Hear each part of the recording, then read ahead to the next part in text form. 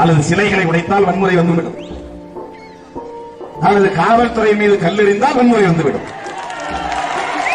உலகத்திலேயே சிறந்த வன்முறையாளர்கள் யார் என்றால் காவல்துறையினர் தான். திருமாவளவன் டெல்லியில் இருந்து கொண்டே தென் மாவட்டத்தை தீப்பிடிக்க வைக்க முடியும். சட்டம் ஒழுங்கை சீர்குலைக்க வைக்க முடியும்.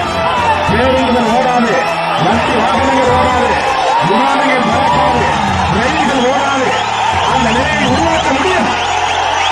ஆனால் திருமாவளவன் ரவுடி அல்ல. திருமாவளவன் புரட்சியாளர் அம்பேத்கரின் வாரிசு.